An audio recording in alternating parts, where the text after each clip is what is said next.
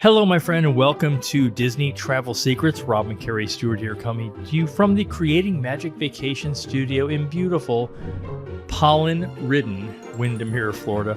You're listening to episode number 370, original air date March 18th of 2024. Yeah, we hope you had a great St. Patrick's Day. I'm pretty sure we did. We don't know yet. We are recording this before the date, though, because we celebrated in Amsterdam.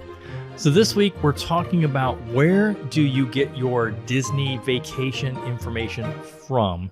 And this is very important because you see all these things on Facebook and you have all these people that are posting stuff. So we're here to give you the real deal. Yeah, and you're going to want to tune in because some of the advice, you're going to go, oh my gosh, I've totally seen that. And we're also going to be talking about Disney tours and making sure that you avoid getting scammed or led down a path that is going to lead to nowhere. Hello, my friends. This is former Disney Imagineer Hugh Darley, and you're listening to Disney Travel Secrets with my friends Rob and Kerri Stewart. As you can imagine, I have plenty of Disney secrets myself, and I can't wait to share them with you. Let's get this show on the road. Take it away, guys.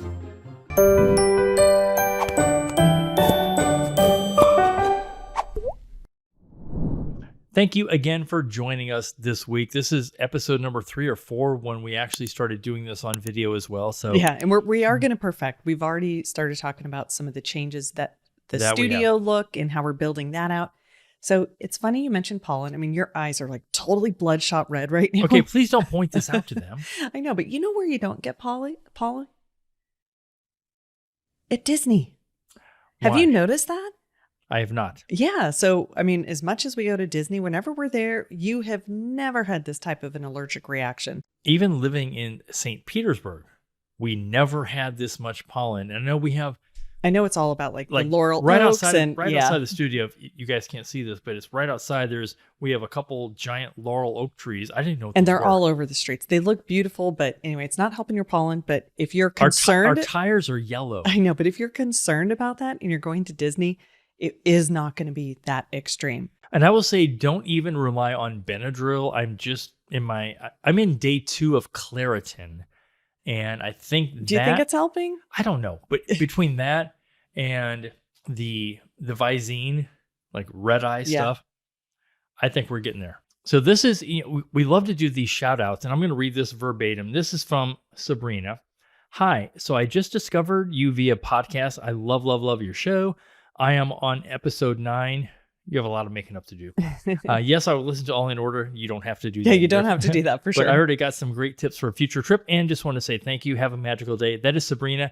Jump into the newer episodes because now we're doing them on video. Well, and plus the information changes over the years. And so the advice we gave you 7, almost 8 years ago now is going to be totally different. So that is true. Yeah, but thank you so much, though. I appreciate you reaching out and joining the super fans. So this week, we are going to save you a lot of time and a lot of hassle by helping you avoid the one thing that can and will ruin your Disney vacation. And that really is getting your Disney advice, whatever tips you think you're getting them from the wrong source. Yeah, we have countless stories from clients and even from people that we've read their horror stories online in social media. And this happens on the regular. Bad advice means you're not going to have the most successful vacation. So one of the biggest questions is why work with a travel agent? And I would say more specifically, one that is with an agency that is an authorized Disney Vacation Planner that is a very distinct designation. And it's because just like anything you do, anything professional, we get trained and we have access to information that a lot of people don't have. Yeah, so we thought it might be fun for you to hear some of the often discussed topics that we see on social media and some of the really bad advice that's going on just to kind of raise your awareness of why you don't want to trust those sources, and going there should not be your first place to do some research. I think one of the biggest challenges is you have somebody that they love Disney. They've been maybe in the last year, maybe they came in the last 2 or 3 years. Maybe they haven't been for 5 years, but they love Disney. And there's a post and the question is so basic and so simple that hundreds of people are like, oh my gosh, I know the answer to this. And so they want to jump in and feel like they're contributing, even if it's not the correct answer, the right answer. And I think that's something that's been happening a lot in the last probably 3 or 4 years. Like, oh, wait, hold on. I know the answer. Let me go jump in. And it's a lot of wrong information. Even if the information itself is outdated, and it doesn't mean they're trying to do something wrong. They just don't know. Again, we go to this, you don't know what you don't know. Yeah. And I think the difference though, too, is something you said is their trip was 2-3 years ago and it's not current information. And so it's old information. And we have a really good story about that one later. So you'll definitely want to stay tuned. So let's kick it off with people talking about the proximity to the parks. We get it. You want to save money on your vacation. And sometimes you're looking at some of the off-property options and you're like, I don't know, that's a little enticing versus staying on property. And so people will go into these Facebook groups and they'll say, hey, has anybody stayed at this resort? What was your experience? And the answers are unbelievably wrong. They're it's all so over the place. crazy. Yeah. And it comes down to, I'll say one of the big ones is Davenport. And we know where Davenport is. Home rental galore. If you're coming off of I-4 and you're coming up from St. Peter, Tampa Bay, like we did, it's going to be like exit 52-ish. Yeah, through 55-ish. And it didn't matter when we were driving. It was a parking lot every single time. Yeah, so bad. So one of the things to look out for, and this, I'm just going to tell a story about this one. And so we had somebody that I was working with, and we're actually still working. And she was saying, we've been thinking about maybe we're going to stay off property. And there is a great place in Disney Springs that we're interested in. And I was like, that sounds fantastic if you guys want to go there. And she said, what are the pros and cons? And so I was sharing with her what those are. And, there's the obvious ones about just Disney transportation and the early entry, the individual Lightning Lane purchases, all that stuff. And so the more we talked, the more I was like, have you been on a Facebook group? And she's like, yeah, because here's what she said. Every time you ask that question, the answer is yes. It's not, no, I was on AOL. I was on TikTok. It's always Facebook. No, it is. And so here's what she was discovering is she was trying to find some ways to save money for her family, which is great. And she said, well, it looks like it's only a 10-minute walk from this hotel to Disney Springs. That's the key point. Well, it looks like, and you're looking at a map. Well, no, because somebody told her it was only 10 minutes, and she looked it up on the map and goes, where did she get that information? Yeah, she got that information on Facebook, but then she looked it up on the map. She goes, it looks like it's only 10 minutes. And I said, listen, I've been to that very hotel, and it is actually going to probably be 20 minutes just to get to the Disney Springs entrance. And then you and I both know that far east drop-off is another 5-10 minutes to get in. And so then she was saying, she goes, well, what we were thinking, because this was in the group, is that we could just walk there and then hop on a bus and go to a resort and then get to the parks. And yes, I said, please do that. Please do that. Well, what they're not telling you is that the buses don't start running to Disney Springs until later in the morning. So that is a very bad strategy. And we've heard this too, where people are like, oh, you want to park for free at Disney? Just park at Disney Springs and then hop on a bus and head over to the parks. They don't have buses from Disney Springs to the parks. You have to go to a resort. That is correct. Yeah. And my favorite one. Wait, there's more? There's more. This was one of my favorite ones. And this was one of our agents reached out to me and she goes, one of my clients heard about something on Facebook and I just want to make sure this isn't true. And she said that it sounds like she can just go to Disney Springs and take the bus from Disney Springs to Universal. Well, of course you can do that. Yeah, you can. Is it the city bus? But it is exactly. It is the city bus and it's around the corner. It's not at the drop-off. That is just one small example of some of the bad information that you will get on Facebook when it comes to the best location for where you're going to stay and all the extras. You're right, because even, one of literally my best friend from grade school, he's coming down in October with his wife and his son and daughter-in-law and then her parents. And he's booking everything through us. And then all of a sudden she's getting into some of these groups. Well, what about this? So I need to do a VIP tour. Oh, by the way, so one of the days we're going to go to Universal. I'm like, do you realize Universal is a 30-minute minimum ride to get there if you're using Uber? I think it sometimes shocks me how many people think that Universal and Disney are next to each other, because if you look at it on a map, they look They look kinda relatively close, especially if relatively you're so. like zoomed far out. You're like, oh, they're right next door to each Oh other. my gosh. I zoom out and they're like not even an eighth of an inch away on the map. Exactly.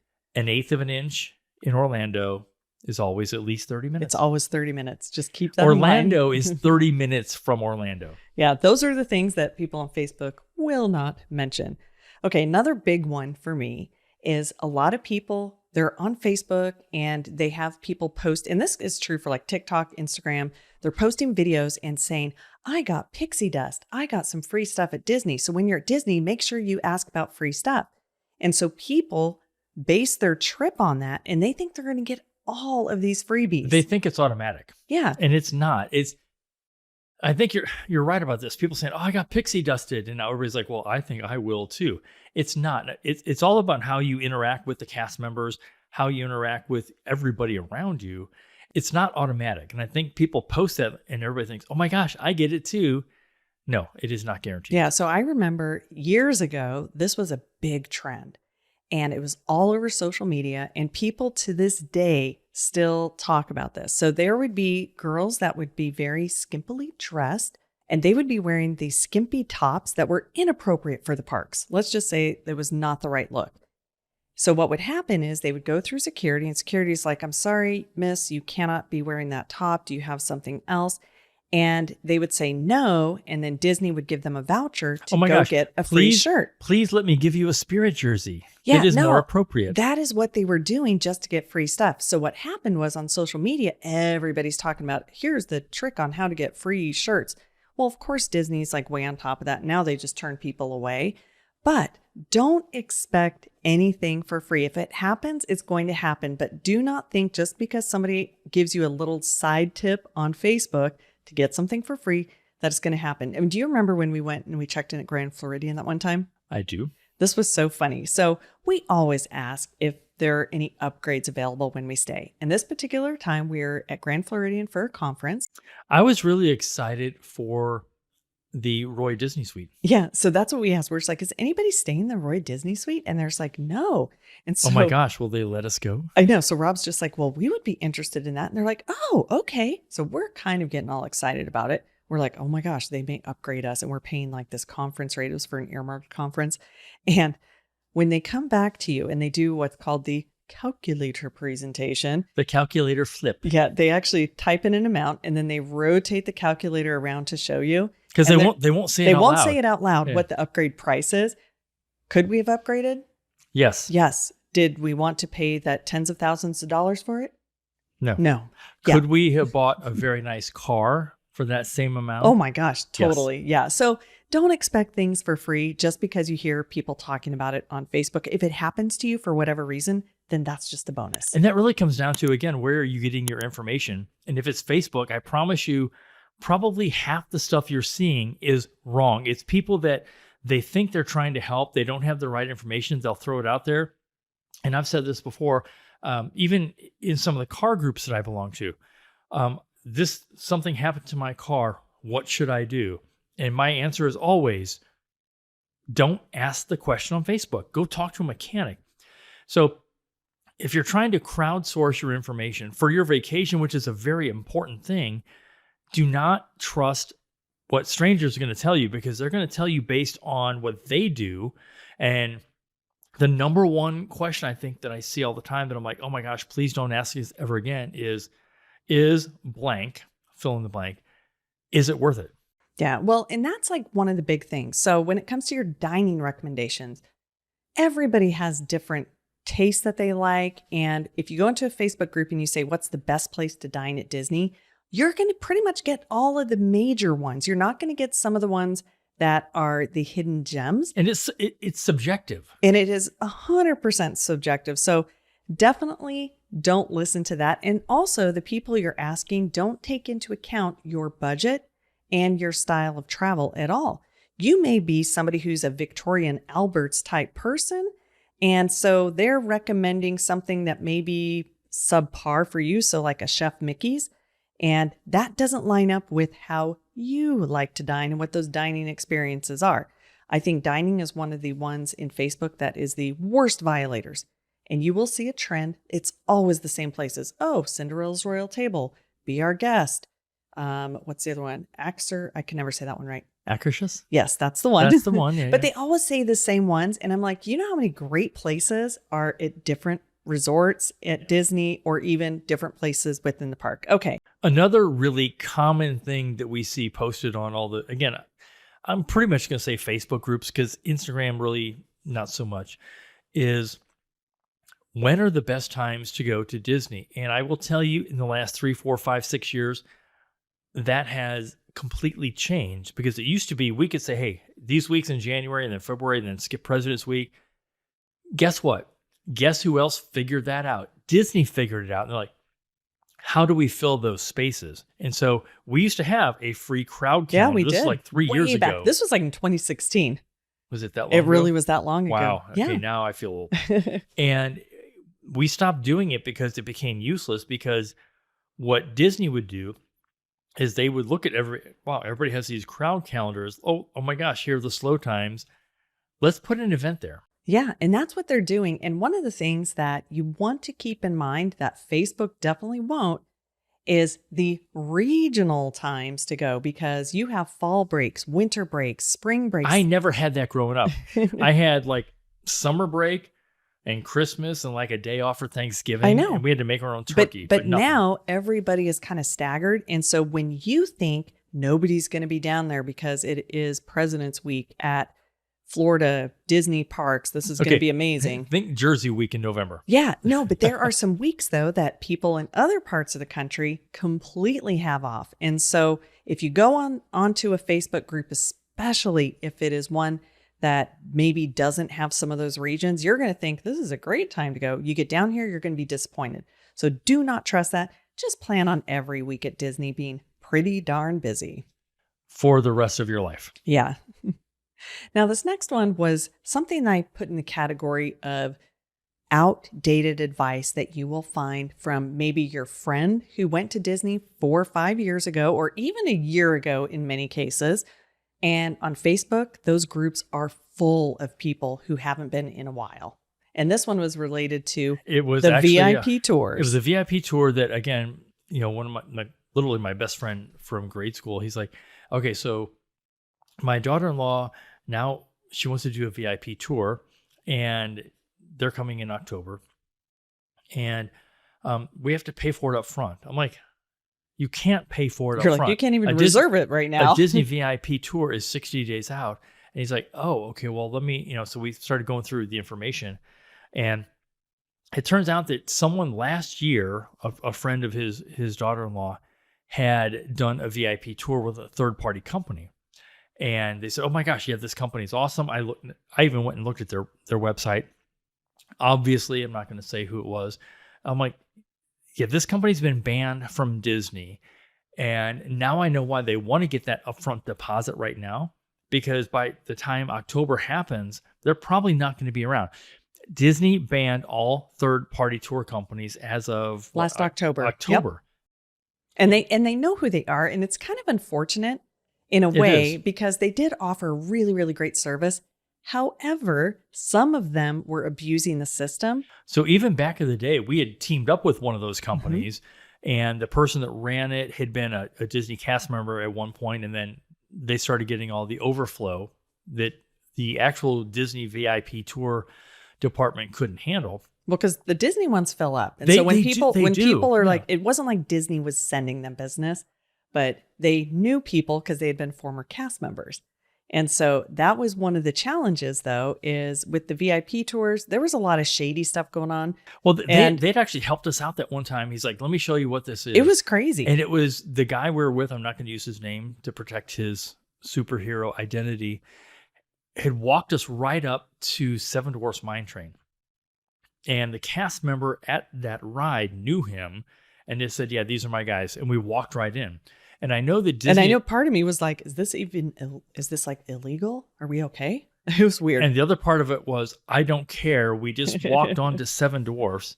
So that part didn't matter. But Disney figured it out. And then I think some of the companies were trying to use the DAS pass, the access pass, for their entire client base, even though they weren't disability access people. Let's just say we'll shorten that one up and just say Don't trust if you find anything on Facebook that somebody is advertising, hey, I can do tours in the park, because all of them have been banned. Especially if they say, well, we need a deposit now. It might be the first hour or two. I know We need they're it all upfront. appealing it. They're trying to get their Not assessed gonna because happen. they suspended their They were trespassing annual people. Well, that's That what I'm is saying crazy. is that they suspended all their annual passes. They still have to pay for them if they were on the monthly plan. And anyway, that's a longer discussion. Okay, so the last thing is when you're in Facebook groups, the people that are giving you response, they don't know your budget and your style And of they travel. also don't have any skin in the game. They're like, you know what? I think I know this answer. Let me just kind of throw that out there. And there's no repercussion. If they're 100% wrong, it's not like, you go to Disney, you're talking to the cast member. Well, this person in a Facebook group said this. Yeah. There's no repercussion. Well, and here's kind of one of the challenging parts is I know a lot of people are like, how can I do Disney on a budget? And we understand that. We get that. And we help people do it on a budget. But when you're in a Facebook group and somebody says, oh, just book the All-Star, and I know there's 6 of you in your family, just bring a couple blow-up mattresses and just put them in the room. You got a lot of problems there, because it's not just that 2 of the people in your party can't be on the reservation and they can't get park tickets into the package, is they are not recognized as being resort guests, which means they don't get early entry or any of the little extras that come with staying on property. And that is what people in the Facebook group aren't telling you. They're just trying to see ways that they can help you save money. But that is not the way to do it. Not to mention, have they ever been in those rooms? There's no way you're going to put 2 blow-up mattresses in there. There is literally not enough space in those rooms. That's why we always say work with someone who is a part of an agency that is an authorized Disney Vacation Planner agency.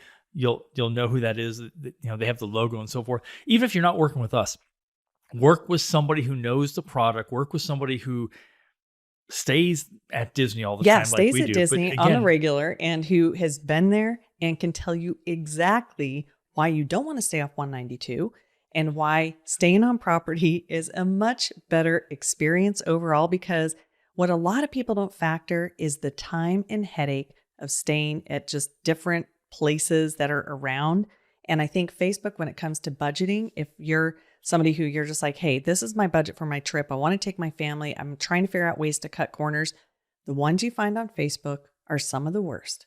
So I think that's a pretty good little recap. And again, if anybody says, stay off 192, we know how long it takes to get from that area to get into the actual Disney plus bubble. all the extra expenses. But our advice, if you take away one thing from this episode, is don't get your advice from Facebook and reach out to somebody who is knowledgeable and understands Disney. And that advice comes from not only a Disney perspective. Again, I have people that are like, they're trying to outsource their car problems. Well, this doesn't work, or this exhaust doesn't work. What should I do?